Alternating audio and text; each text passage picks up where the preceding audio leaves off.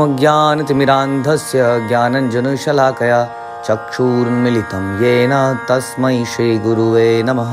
श्री चैतन्य चरितामृत आदि लीला chapter 7 and प्रयास संख्या 20 और 21। सही पंच तत्व मिली पृथ्वी भी आसिया, पूर्व प्रेम भंडारेरा मुद्रा उघाड़िया। पांचे मिली लुटे प्रेम करे आस्वादन, यत यत पिए तृष्णा बाड़े अनुक्षण। कृष्ण के गुण दिव्य प्रेम के आधार माने जाते हैं। जब कृष्ण विद्यमान थे तब वह प्रेम का आगार निश्चय ही उनके साथ आया था, किंतु वह पूरी तरह से सील बंद था। किंतु जब श्री चैतन्य महाप्रभु अपने पंच तत्व के संगियों के साथ आए तो उन्होंने दिव्य कृष्ण प्रेम का आस्वादन करने के लिए कृष्ण के दिव्य प्रेमागार की सील तोड़कर उसे लूट लिया। वे ज्यों ज्यों उसका आस्वादन करते गए त्यों त्यों और अधिक आस्वादन करने की उनकी तृष्णा बढ़ती ही गई। तो कृष्ण प्रेम में बहुत बड़ा खजाना है। बता रहे हैं कि जब भगवान आए थे तो उनके साथ आया था, लेकिन वो लॉक में ही था। चैतन्य महाप्रभु ने उसके लॉक को खोल दिया। किस प्रकार से खोला? उन्होंने दिखाया कि एक भक्त भाव क्या है, भक्त को कैसे तृणादि अपीन सुनी चैन होना चाहिए, अपने को निम्न मानना, दूसरों की सेवा में लगे रहना, नित्य संकीर्तन में लगे रहना, नामों का उच्चारण करना, ये सारे प्रोसेस से ही ये ताला खुलता है। और इसको चाबी उन्होंने हमें दे दी है ना। भगवान जब आए थे उन्होंने स्वयं की लीला करी थी, लेकिन उन्होंने कृष्ण को, अर्जुन को उपदेश तो दिया था, बट वो बहुत ही एक तरह का सीक्रेट उपदेश है। उस उपदेश को अनलॉक करना ही बड़ा मुश्किल काम है। गीता के संदेश को अनलॉक करना इतना मुश्किल है कि सारी संसार गीता पढ़ता है लेकिन भक्त नहीं बनता है कोई। और मानते हैं लोग गीता को। भक्त वही बनता है जो भक्तों के माध्यम से उसे सुनता है। तो एक तरह का ये भी सीक्रेट है, इसलिए भगवान कहते हैं या इदम परमम गुह्यम मद भक्तेषु अभिधाष्यति। परमम गुह्यम is a top secret knowledge, जबकि वो पब्लिकली कितने लगभग 64 करोड़ लोगों के सामने इतना बड़ा लेक्चर दिया किसी ने। 64 करोड़ लोगों के सामने लेक्चर हुआ था गीता का, जानते हैं आप? दोनों तरफ की सेनाएं लगभग 64 करोड़ बताई जाती है। इतने बड़ी सेना के सामने बोला जाए कोई सत्य, कोई तथ्य, और बोला जाए कि ये बड़ा सीक्रेट है। वो सीक्रेट इसलिए है कि उसके जो अनलॉक करने के जो तरीके हैं ना, उसके लिए अपनी चेतना को बदलना पड़ता है, वरना वो समझ में नहीं आता है क्या बोला जा रहा है, क्या किया जा रहा है। तो चैतन्य महाप्रभु ने उसको करा, उसको अनलॉक किया। वास्तव में खजाना तो भगवान उतार के दे के चले गए, गीता को दे के चले गए भगवान। लेकिन चैतन्य महाप्रभु ने उसका ताला खोला और बताया कि ये ऐसे करना है। इसलिए उनका चरित्र पढ़ना बड़ा ज़रूरी है, उनका चैतन्य चरित्र, कि कैसे कैसे उन्होंने अपना जीवन बिताया, क्या किया, भक्तों के साथ कैसे संबंध बनाए। ये कहानियाँ नहीं है। इसलिए तो भगवान चैतन्य महाप्रभु भक्तों के साथ कैसे भोजन पा रहे हैं, हाँ, कैसे जगाई मदाई का उद्धार कर रहे हैं नित्यानंद प्रभु। तो ये सारी कथाएं इसलिए हैं ताकि हमें समझ में आए कि ये खजाना ऐसी डीलिंग के बाद खुलता है। समझ में आए? नहीं तो हमारे पास वही मंगलसूत्र, हार, अंगूठी वाला खजाना रह जाएगा। हाँ, उस खजाने से वास्तव में लाभ नहीं है बल्कि नुकसान है, क्योंकि ऐसा बताया कि कलयुग में इन्हीं चीज़ों में कलयुग रहता है, तो उससे आनंद ना आके और मुसीबत हो रहेगी। तो असली धन ये है, लेकिन इसको अनलॉक करने के लिए क्या करना पड़ेगा? आचरण बड़ा ही दिव्य रखना पड़ेगा, महाप्रभु के आचरण वाला। चैतन्य महाप्रभु महावदान्याय अवतार इसलिए कहलाते हैं क्योंकि वे साक्षात कृष्ण होते हुए भी दीन पतितात्माओं के प्रति श्री कृष्ण से भी बढ़कर दयावान है। जब भगवान कृष्ण विद्यमान थे तब उनकी इच्छा थी कि हर कोई उनकी शरण में आए, इसलिए भगवान ने बोला और उन्होंने वादा किया कि वो उनको संरक्षण प्रदान करेंगे। किंतु जब चैतन्य महाप्रभु अपने संगियों समेत इस पृथ्वी पर आए तो उन्होंने भेदभाव त्याग कर दिव्य भगवत प्रेम का वितरण किया। यानी कि उनकी शरण में कोई अगर नहीं भी आ रहा है तो भी उसको दे दिया। इसलिए रूप गोस्वामी समझ गए कि चैतन्य महाप्रभु कृष्ण के अतिरिक्त और कोई हो ही नहीं सकते हैं, क्योंकि भगवान के अतिरिक्त ऐसा कौन होगा जो परम पुरुष के अंतरंग प्रेम का वितरण कर सके। इसलिए उनको क्या बोला? महावदान्याय, सबसे बड़े दानी। लेकिन हम लोग उस दान को लूट नहीं रहे हैं। वास्तव में हमारा अलग ही फोकस ही अलग हो गया है, जैसा हम चर्चा कर रहे थे। हमारा फोकस उसको प्रेम को पैदा करना ही नहीं है। हमने एक चलो हमारे अंदर कुछ सिंसियरिटी है इसलिए हम लोगों ने नाम लिया या किसी ने दीक्षा ली, तो हमारा एक प्रोसेस बन गया है कि जैसे घर में प्रोसेस है, ऑफिस में प्रोसेस है, वैसे यहाँ पे एक प्रोसेस बन गया है। आते हैं सवेरे, जब करा, कथा सुनी और फिर बिजनेस एज यूजुअल। हाँ, business as usual, mentality as usual, चेतना एज यूजुअल, जैसी चेतना है वैसी ही। हाँ, बहुत कम लोग होते हैं, सच बता रहे हैं आपको। इसलिए बना मनुष्य क्या है, मनुष्य नाम सहस्त्रेषु कश्चित यतति सिद्ध है।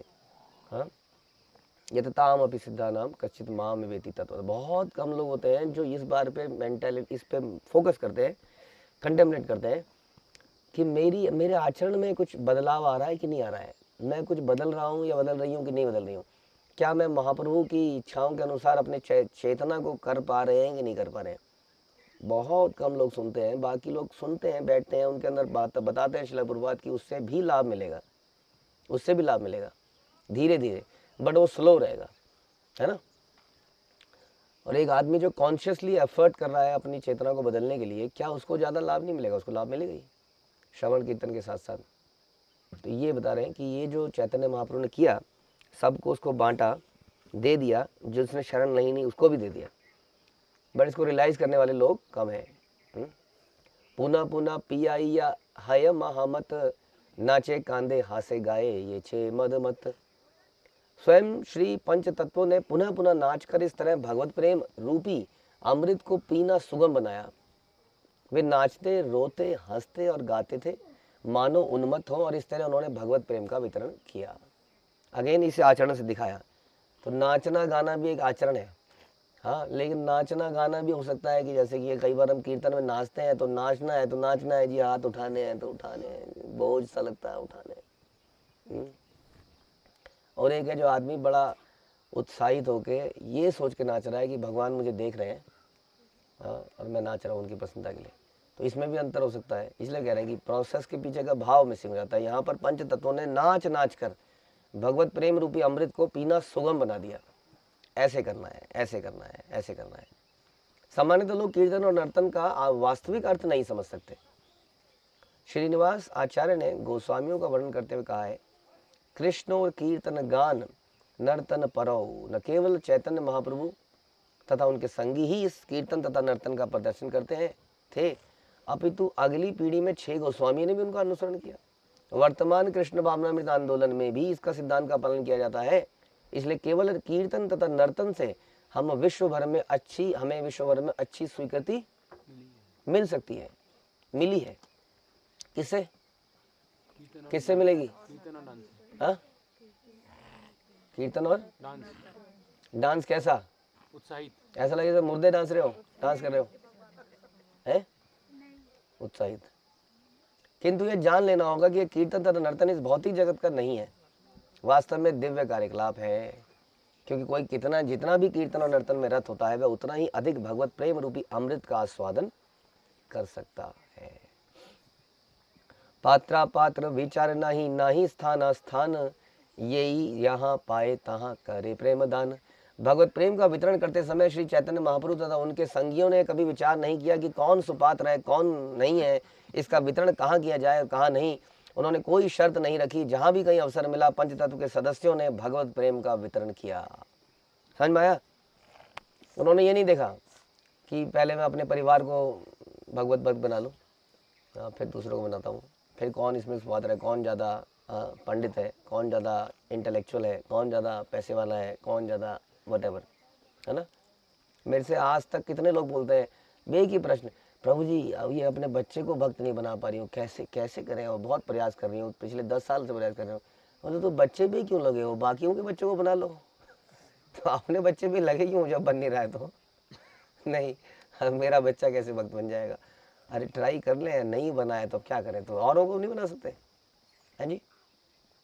फिर तो इन्होंने तो ऐसा नहीं किया, महाप्रभु ने, इन्होंने ये विचार नहीं किया मेरा कौन है, ये कौन है, कुपात्र कौन है, सुपात्र कौन है, ये देते गए। हम भगवत प्रेम का वितरण किया, उसको कितना लिया वो एक अलग बात है। इन्होंने तो दे दिया, इन्होंने बांट दिए। हमारी DT वर्सिटी टीम हमेशा लेट है, इसलिए क्या करें। ओके जी, जगन्नाथ बलदेव सुभद्रा महारानी की जय।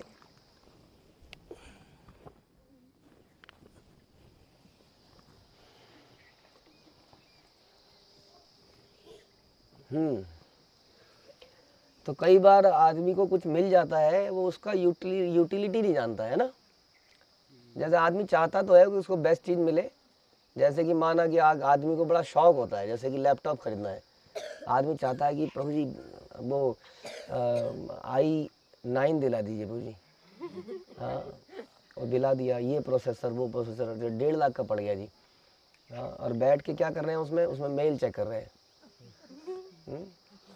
तो आदमी चाहता है उसको बेस्ट चीज़ मिल जाए, लेकिन उसकी यूटिलिटी उसको पता ही नहीं है और करता कुछ नहीं है उससे, लेकिन चाहता है कि उसको ऐसी चीज़ मिल जाए।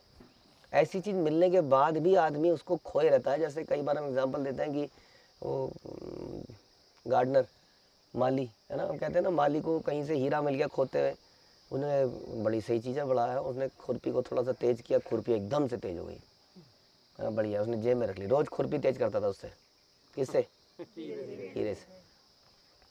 तो ऐसे ही एग्जाम्पल है, हमारे पास भी ये है। ये शास्त्र तो बहुत कुछ बता रहे हैं, या तो ये झूठ बोल रहे हैं या बेमतलब अतिशोक्ति है। ये अतिशोक्ति समझते हैं ना, किसी चीज़ को बड़ा चढ़ा के बोलना। या तो ये अतिशोक्ति मान लें इसको, बोलिए क्या माने इसको? अतिशोक्ति है? बिल्कुल भी अतिशोक्ति नहीं है, कुछ % तो बड़ा चढ़ा के बोला होगा ताकि हम लोग कर लें। तो ऐसा नहीं है। तो लेकिन हमारे पास क्या इसका, जैसे कि माना आगे आपके पास लैपटॉप आ गया बढ़िया वाला, हाँ, अब आप अंदर से खुशी सी होती है ना, लैपटॉप कुछ दिन तो होती है, आपको अपने सूट या साड़ी में नहीं होती, 2-4 दिन तो होती है, हाँ आज मेरे पास बढ़िया अच्छे वाला है।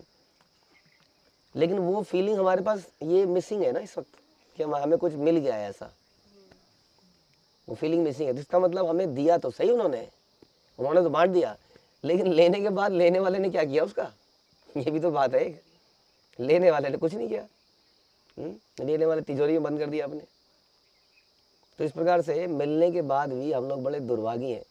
हमसे बड़ा दुर्भाग्यशाली कौन होगा, जिसको प्राप्त हुआ और प्राप्त होने के बाद भी उसने उसको लिया नहीं, घुसा वहीं पर रहा। कहाँ पर रहा?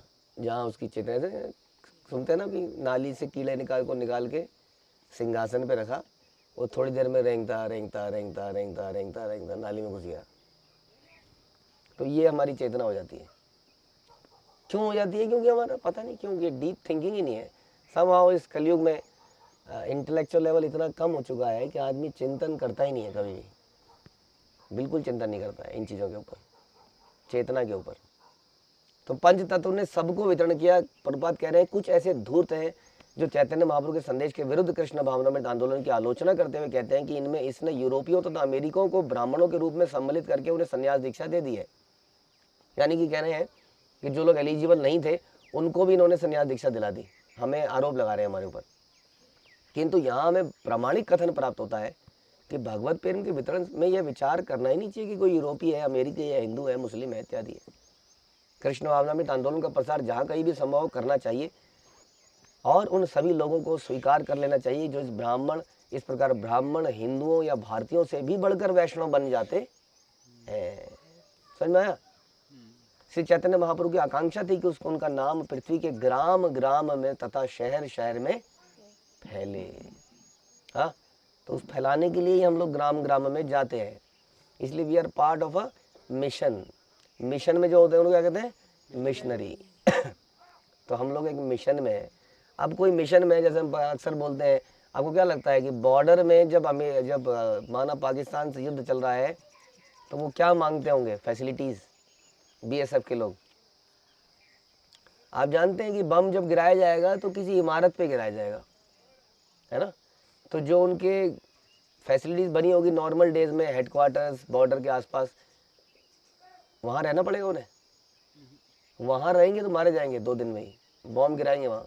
वो जंगलों में निकल जाते हैं, पेड़ों के नीचे कहीं पड़े रहते हैं, जरा से भी हलचल होती है जहाँ वहाँ ऊपर से बम गिरा दिया जाता है, पता है। इसलिए रेंगते रेंगते में वहीं पर जीवन बिताते हैं, एक्टिव लाइट नहीं जलाते हैं। ऐसे लड़ाई होती है, जहाँ लाइट जली वहीं ऊपर से बॉम्ब गिराया जाता है। हाँ, यहाँ लाइट में उन्हें एहसास नहीं होता ना कहाँ पर लोग हैं, लाइट जलती पता चलता है। तो ऐसी स्थिति में वो रहते हैं। कौन? बॉर्डर सिक्योरिटी फोर्स वाले, they don't look for facilities at that time. तो जब वो लोग इस संसार में लड़ाई, संसार की लड़ाई के लिए इतने कमिटेड हो सकते हैं, तो व्हाट अबाउट अस जो कि दिव्य लड़ाई लड़ रहे हैं। हमें मालूम है कि ऐसी लड़ाई में यदि हम मारे जाएंगे तो कहाँ जाएंगे? भगवान के धाम में जाएंगे। भगवान तो कुरुक्षेत्र के लोगों को कह रहे हैं कि हे अर्जुन, ये सब चिंता मत करो, जब मारे जाएंगे मेरे को देखते देखते मर रहे हैं, ये सब मेरे धाम में जाएंगे। और जो हम उनके लिए लड़ने वाले, तो कौरवों के लिए बोला गया, और जो उनकी तरफ से लड़ेगा, है ना। तो इसलिए बट लड़ने का लगे तो सही कि हम लड़ रहे हैं। अगर हमें सारी फैसिलिटी सही है तो हम लड़ कर रहे हैं, राइट। इसलिए अतएव जब चैतन्य महाप्रभु का संप्रदाय सारे विश्व में फैल चुका है, जो इसे अंगीकार करते हैं, क्या उन्हें वैष्णव, ब्राह्मण या सन्यासी के रूप में स्वीकार ना किया जाए? ऐसे मूर्खतापूर्ण तर्क कभी कभी ईर्ष्यालु धूर्तों द्वारा उठाए जाते हैं, किंतु कृष्ण भावनामृत भक्त इनकी थोड़ी सी भी परवाह नहीं करते। हम तो पंच तत्वों द्वारा नियत सिद्धांतों का दृढ़ता से पालन करते हैं। पंच तत्वों द्वारा नियत सिद्धांतों का दृढ़ता से पालन करते हैं। लुटिया खाइया दिया भंडार उजाले, आश्चर्य भंडार प्रेम शत गुण बाले। यद्यपि पंच तत्व के सदस्यों ने भगवत प्रेम के भंडार को लूटा और इसकी सामग्री का आस्वादन किया तथा उसे बांट दिया, फिर भी उसमें कोई कमी नहीं हुई। बांटने के बाद भी, है ना, आपने अपनी रोटी दूसरे को दे दी तो आपकी रोटी गई, है ना, और फिर अगली रोटी पता नहीं कब आएगी, क्योंकि एक ही चूल्हा है, एक ही तवा है, तो अगली रोटी देर में आएगी। आपने दे दी तो क्या हो गया? तो कम हो गई। अब क्या करें? सबके बच्चे को मिल गई, आपके बच्चे को नहीं मिली, तो अब क्या करें? बेकार है, हम अगली बार से नहीं आएंगे यहाँ, है ना। लेकिन भगवत प्रेम ऐसा है, बता रहे हैं कि बांटने से कम नहीं होता है। ऐसी चीज़ ना ली जाए, ऐसी चीज़ जो कमी ना हो। हम ऐसी चीज़ के भागते रहते हैं जो अल्टीमेटली कम हो जाती है। आप नहीं दोगे तो कोई लूट लेता है, कुछ हो जाता है, नहीं। तो ऐसा धन क्यों ना लिया जाए जो देने पर और बढ़े। हाँ, तो बता रहे हैं कि उन्होंने इसको बांटा तो कोई कमी नहीं हुई, क्योंकि अद्भुत भंडार इतना भरा पूरा है कि जो प्रेम का वितरण किया जाता है, त्यों त्यों उसकी आपूर्ति सैकड़ों गुणा बढ़ जाती है। क्यों बढ़ जाती है बताइए? क्यों बढ़ती है इसकी सप्लाई? दूसरों के अंदर भी प्रेम का तो पता नहीं आता है। क्योंकि भगवान गीता में कहते हैं कि जो देवी देवता भी आप लोगों को दे रहे हैं वो मैं प्रदान करता हूँ। जब आप कृष्ण की संपत्ति को कृष्ण के लिए दूसरों को दोगे तो क्या कृष्ण आपको और सप्लाई नहीं करेंगे? जब पहले किसने सप्लाई करी? हम सोचते हैं हमने इसको कमाया, ये सारी चीज़ हमने कमाई। हाँ, लेकिन अगर आपने दे दी तो क्या होगा? हाँ, अगर आप दोगे भगवान के लिए तो क्या होगा? बढ़ेगा? बढ़ेगा कि नहीं बढ़ेगा? रंती देव का बड़ा था, कहाँ बड़ा था? वो तो एक एक खत्म होता गया, खाना खत्म, पानी खत्म, सब खत्म। बड़ा था रंती देव का। मतलब आखिरी में तो पता चला कि मतलब उनकी परीक्षा ली जा रही थी, तो भगवत प्रेम तो उनका बढ़ ही रहा था ये सेवा करने में। आखिरी में कह रहे हैं उनको पता चला, देवी देवता प्रस्तुत हुए कि आपकी परीक्षा ली जा रही थी, तो बढ़ा, है कि नहीं? तो ऐसे ही बढ़ता है। शिला प्रभुपाद ने कहा कि इस्कॉन के आसपास जितने भी गांव हैं, ये हैं, शहर हैं, उनमें आप प्रसाद वितरण करो। अब पैसे तो है नहीं खाने को, एक एक मंदिर खोलने के लिए पैसा इकट्ठा करना पड़ रहा है, अब कहाँ से बांटे बताइए प्रसाद? लेकिन भक्तों ने बांटा तो क्या हुआ? बढ़ा या कम हुआ? फिर से क्यों बढ़ा? पीछे कर दो। फिर से क्यों बढ़ा? भगवान की प्रसन्नता के लिए लगाया तो भगवान ने और सप्लाई करा, क्योंकि भगवान की प्रसन्नता के लिए लगाया। लेकिन वो पहली बार लगाना बड़ा मुश्किल है ना, क्या पता भगवान का ध्यान ना आए हमारी तरफ और चला जाए, कम हो जाए, फिर बताओ ऐसे में क्या करें? नहीं दिया भगवान ने। चला गया। हाँ, अवंती ब्राह्मण को दिया? नहीं दिया, मैटीरियली तो नहीं दिया। हाँ, धन गया तो गया। तो क्या पता इस बार भगवान हमें देना। फिर वैसे हमने सुना है कि भगवान ने बलि महाराज को और बढ़ा दे दिया, उसको स्वर्ग नीचे के बिल्व मंगल, आई थिंक स्वर्ग में, बिल्व स्वर्ग में बना दिया और दे दिया, जितना दिया था उससे ज़्यादा दे दिया। लेकिन हर बार ऐसा नहीं भी होता है। हाँ, यस्याहम अनुग्रामी हरन्ते तद्धनम शनै। भगवान तो कह रहे हैं मैं लूट ही लेता हूँ। तो फिर अगर हमने दिया और आपकी बार आया नहीं तो बोलिए, फायदा ही हुआ। हाँ फायदा हो गया, वापस नहीं आया आपकी बार, प्रेम आ गया। भगवत प्रेम प्रेम से पेट भरता है, हाँ प्रेम से साड़ी खरीदी जाती है। बोलिए, रोकड़ा चाहिए। भगवत प्रेम यात्रा में जाना, प्रेम से यात्रा में चले जाओगे, रोकड़े से जाओगे? प्रेम से जाएंगे। कैसे है? अगर हम ऐसा सोचते हैं तो विश्वास की कमी है हमारे अंदर भगवान के प्रति। नहीं तो यात्रा में बिना रोकड़े के चले जाओगे? हाँ इसलिए कैसे? आप लेके जाते हैं बोलिए, आप किसी न किसी तरह से ले ही जाएंगे। और अगर नहीं भी जा पाए यात्रा में तो भी हमें भगवत प्रेम तो मिल ही जाएगा। तो कई लोग सोच रहे होंगे कि हमें तो लेके नहीं गए। हमारे पास भी धन की कमी थी, लेकिन अगर उन्हें वो ध्यान से सोचेंगे तो उन्हें समझ में आएगा कि हाँ लेके गए, हाँ लेके जाते हैं, लेके गए, कई बार लेके जाते हैं। लेकिन कहीं ना कहीं हमारी चेतना में ही कुछ समस्या होती है। बहुत ज़्यादा इफ्स एंड बट्स होते हैं, डुप्लीशियस माइंड होता है, करेक्टर होता है, तब सारे थोड़ी सी गड़बड़ें कई बार हो जाती हैं। नहीं तो आप ऐसा सोच नहीं सकते हैं। हाँ, भगवान तो देते ही हैं। हाँ, और वास्तव में धन की आवश्यकता है नहीं, और वास्तव में किसी चीज़ की आवश्यकता नहीं है। ऐसा ज़रूरी नहीं है कि हम लोग, हाँ, भारतीय लोग बोले कि ये इस्कॉन में थोड़ा हम लोग जाके यूके में प्रचार करें, तो थोड़ा यूके का वीज़ा लगाओ, भेजो हमें यूके में। हाँ, तो ज़रूरत क्या है आपको? आपको इंडिया में प्रचार के लोग कम मिल रहे हैं क्या? तो जो जहाँ बैठा है, क्या उसको वहाँ पर सेवा का मौका नहीं मिल सकता है? तो धन की आवश्यकता नहीं है। धन की आवश्यकता पड़ती है हमारी इच्छाओं की पूर्ति के लिए। सेवा तो आदमी कहीं भी कर सकता है, किसी भी हाल में कर सकता है, लेकिन मेरी इच्छा है कि ऐसा कुछ हो जाए, राधा देश मेलोज में जाके हम थोड़ा मृदंग बजाएं, थोड़ा करताल बजाएं, थोड़ा सुने। हाँ, तो कुछ ऐसा हो। हे नाथ, ऐसा ऐसा कुछ कीजिए। हाँ, कि दुबई के फेस्टिवल में, अब इस्कॉन तो इंटरनेशनल सोसाइटी है, कहीं दुबई में हो रहा है, कहीं ऑस्ट्रेलिया में हो रहा है, तो मतलब थोड़ा सा हम भी तो इसमें क्या है, इसमें हमारी इच्छा छुपी हुई है, शुद्ध भक्ति नहीं है। हाँ, नहीं तो किसी भी जगह पर कैसी भी हालत में करी जा सकती है, उसके लिए किसी चीज़ की आवश्यकता ही नहीं है। हाँ, तो वास्तविक धन जो है, हमने बताया ऐसा धन हो ना जो देने पर बढ़े। ऐसा धन क्या जो देने पे ख़त्म हो जाए, क्या फ़ायदा है धन का? तो वो धन जो है आपको जरूर मिलता है, भगवान का प्रेम। इसलिए कृष्ण के एक नकली अवतार ने एक बार अपने शिष्य से कहा, मैंने तुम्हें अपना सारा ज्ञान दे दिया है, अब मैं रिक्त हो चुका हूँ और आध्यात्मिक रूप से दिवालिया हो गया हूँ। ऐसे ठग जनता को ठगने के लिए इस प्रकार बोलते हैं। क्यों बोलते हैं वो ऐसे? कि मैंने तुम्हें सब दे दिया, मैं लुट गया, अब बदले में दो भैया, गुरु दक्षिणा कुछ लाओ, कुछ पैसे वैसे, मैंने तुम्हें इतना कुछ दिया, मैंने तो सब कुछ दे दिया ना अपना। लेकिन वास्तव में जिसने दिया उसका कम हुआ नहीं, अरे उसका बढ़ गया, वास्तव में उसका तो बढ़ गया। तो शिष्य को बोलना चाहिए, गुरुजी थोड़ी रिवर्स गुरु दक्षिणा दीजिए, आपका बढ़ गया। खैर, शिष्य का भाव होता है देने का, और गुरु का भी भाव होता है देने का।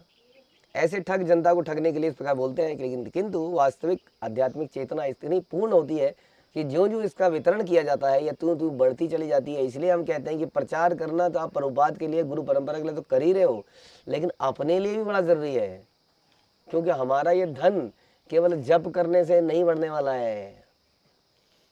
समझ में आया? इसके लिए प्रचार करना पड़ेगा। हाँ, अपना जीवन सार्थक करके दूसरों को देना पड़ेगा, लेकिन दूसरों को देना बड़ा ही मुश्किल, कठिन, जोखिम, सारी चीज़ें उसमें चमड़ी भी जाती है, उसमें दमड़ी भी जाती है, सब जाता है उसमें। उसके बाद भी कई बार कई जगह से गाली मिलती है, परेशानियाँ होती हैं, इनकन्वीनियंस होती है, बहुत कुछ होता है। लेकिन जब ये इनकन्वीनियंस लेंगे तभी तो प्रेम मिलेगा, अदरवाइज क्यों रखते हैं लोग व्रत इत्यादि। तो बता रहे हैं कि त्युति बढ़ती जाती है। दिवालियापन ऐसा शब्द है जो भौतिक जगत में लागू होता है। समझ में आया? दिवालियापन भौतिक जगत में होता है, आध्यात्मिक जगत में नहीं होता है। जो भौतिक जगत में लागू होता है, किंतु आध्यात्मिक जगत में भगवत प्रेम का भंडार कभी भी समाप्त नहीं होता। अब फिर वही बात आ गई कि प्रभु जी भगवत प्रेम से पेट में रोटी तोड़ी जाएगी, उसके लिए तो करना ही पड़ेगा। बताइए, फिर से बताइए, पेट में रोटी जाएगी? कैसे जाएगी बताइए जरा। भगवान कहीं ना कहीं से अरेंज कर ही देते हैं, कहीं ना कहीं से कर देंगे। मतलब भगवान एक छोटे तो हम लोग डिपेंडेंट हो गए ना अल्टीमेटली। आज शाम को रोटी कब आएगी, कौन लाएगा, कुछ नहीं पता ना इसका मतलब।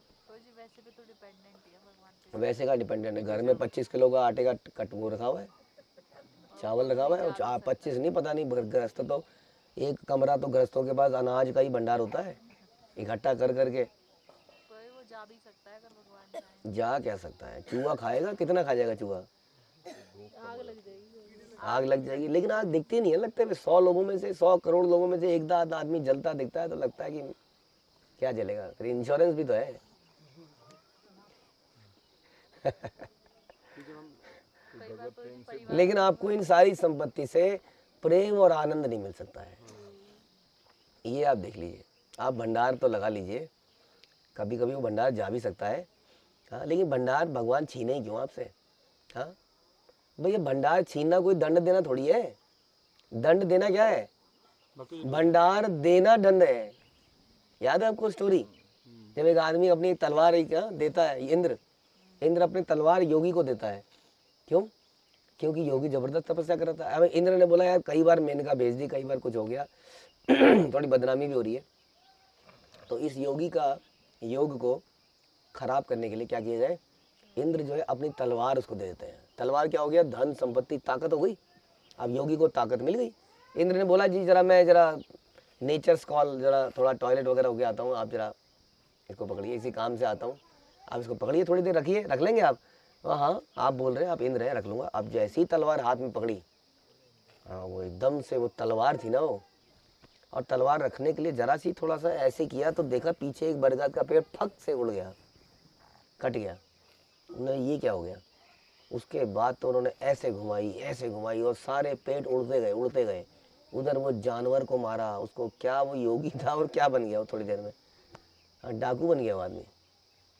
सोचिए ताकत, और इंद्र का काम बड़े आराम से हो गया।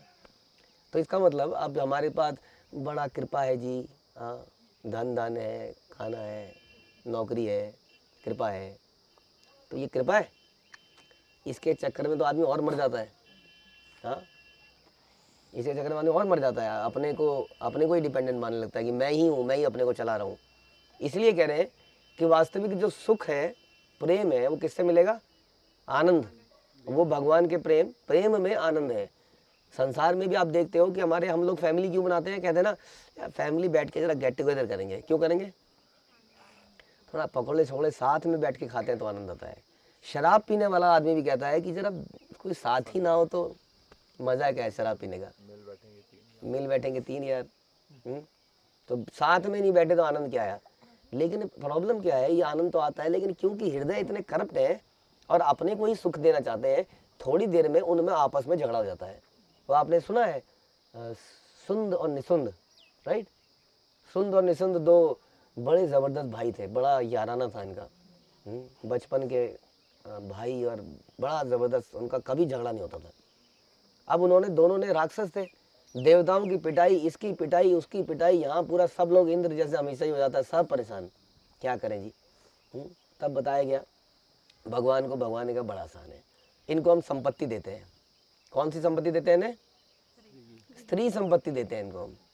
तो एक स्त्री भेजी गई, और स्त्री पहले एक भाई के पास गई, आप कितने हसीन हैं, आप कितने बढ़िया, आप कितने ताकतवर हैं, लेकिन मुझे डाउट है कि आप सबसे ताकतवर नहीं है, क्योंकि आपका भाई भी बहुत ताकतवर है। मैं शादी तो उसी से करूँगी जो सबसे ज़्यादा ताकतवर है। तो आपको ये प्रूव करना पड़ेगा कि आप ही सबसे ज़्यादा ताकतवर हैं। और यही बात उसने दूसरे को बोल दी, और वो आदमी पागल हो गया कि भगवान ने एक गिफ्ट भेजा है नारी के रूप में, जो कि मेरी होने वाली है। हाँ, दोनों आपस में लड़ मरे, और दोनों को हमें बताना भूल गया, दोनों को ये वरदान था ब्रह्मा जी से कि कोई इन्हें मार नहीं सकता है, ये आपस में एक दूसरे को मार सकते हैं बस। और आपस में लड़े और दोनों समाप्त हो गए। तो बताइए, ये हम लोग थोड़ा ना इस पे हमारा बिलीव कम है, मेरे को ऐसा लगता है। हाँ, इसलिए यहाँ बता रहे हैं कि भगवत प्रेम से जो आनंद मिलेगा वो भौतिक वस्तुओं से आनंद नहीं मिल सकता है। तो हम कह रहे थे कि हम लोग जो संगी बनाते हैं, जो मित्र बनाते हैं, जो संबंधी बनाते हैं, वो मिल बैठ के कुछ करने के लिए बनाते हैं, लेकिन क्योंकि हृदय में भोगने की इच्छा है, जैसे सुंद और निसुंद में थी, इसलिए हमारे झगड़े हो जाते हैं। परिवारों में होते हैं कि नहीं? परिवारों में जबरदस्त झगड़े हो जाते हैं, संबंधियों में, पति पत्नी में, हर चीज़ में, क्योंकि सेंटर हम खुद ही को, हाँ, खुद ही को बुलंद करना चाहते हैं। ये चक्कर है सारा। लेकिन जब आध्यात्मिकता में आता है तो आनंदित, प्रसन्नचित, प्रफुल्लित वो व्यक्ति रहता है जो हमेशा क्या करता है? भगवान को सेंटिमेंट। अपने लिए जिए तो क्या जिए, ये पिक्चर वाले भी जानते हैं। बताओ, व्हाट अबाउट डिवोटीज जो कि सीख ही इसको रहे हैं, जैसा शिला Prabhupada, he never lived for himself, जिए अपने लिए नहीं जिए, ही lived for others always, and therefore उनको इतना प्रेम मिला, इतना प्रेम मिला, उनके जीते जी, मरने के, उनके जाने के बाद जो मिला वो तो मिल ही रहा है। इतना प्रेम मिला, जैसे आप किससे सुनते हो कि उनकी शिष्या क्या कहती है, उनके लिए चावल बनाने के लिए लड़ पड़ रही है रेलवे वाले से, कह रही है कूद जाऊंगी, समझे मिस्टर, चावल बना के छोड़ूंगी। ऐसे बहुत सारे एग्जाम्पल, बहुत सारे। हाँ, एक बार टीवी में दिखा रहे थे कि प्रभुपाद के कुछ शिष्य, प्रभुपाद नहा के निकले टब में से और टब में कूद गए, बेदिंग टब का पानी निकल गया था, पानी निकाल देते ना उसका, टब में कूद गए, उसकी बूंदों को खाने लगे, टब में जो बूंदें चिपकी हुई थी उनको चाटने लगे। ऐसे ऐसे बहुत सारे एग्जाम्पल हैं कि जीते जी, लेकिन ये किस कब मिला उन्हें? जब उन्होंने अपने लिए वो जिए ही नहीं कभी भी। तो ये जो आनंद है, ये भोग लो या ये नोट का भोग लो, घर का भोग लो, बढ़िया फर्नीचर का भोग लो, दीवार में लगे हुए पेंटों को चाट लो, हाँ, उस पेंट को चाट के वो आनंद नहीं आएगा जो प्रभुपाद के उस जल को चाट के आया होगा। कृष्ण करोड़ों अरबों जीवों की सारी आवश्यकताओं को पूरा करने वाले हैं, और यदि समस्त असंख्य जीव कृष्ण भावनामृत होना चाहें तो भी ना तो भगवत प्रेम की कमी होगी, ना ही उनके पालन पोषण में कोई कमी आएगी। हमारा कृष्ण भावनामृत आंदोलन एक व्यक्ति के द्वारा चलाया गया था और किसी ने भी हमारा भरण पोषण नहीं किया, हमारे पास कुछ भी नहीं था खाने के लिए। ये तुक्का नहीं है कि प्रभुपाद का तुक्का चल गया था, क्योंकि ऐसे तुक्के पहले बहुत सारे चले हैं। रघुनाथ दास गोस्वामी, ही लेफ्ट एवरीथिंग, किसने उनको सरवाइव किया? और हम सुनते हैं माधवेंद्रपुरी के बारे में, आपने क्या सुना है इस बारे में? माधवेंद्रपुरी स्वयं भगवान है, नहीं स्वयं भगवान आए थे वो दूध देने, दूध लेके आए। वन एग्जाम्पल कि भगवान ही दूध देने आए, भैया खा ले, कब तक भूखा रहेगा। इन्होंने बताया कि मांगते नहीं थे। हमने सुना कि माधवेंद्रपुरी भूख से शरीर त्याग दिया उन्होंने, बताइए। उसके बाद खीर देने आए, दूध देने आए, बताइए। ये भी आप कहेंगे ये भी तुक्का था, ये तो माधवेंद्रपुरी के साथ, हमारे साथ नहीं हुआ तो क्या होगा?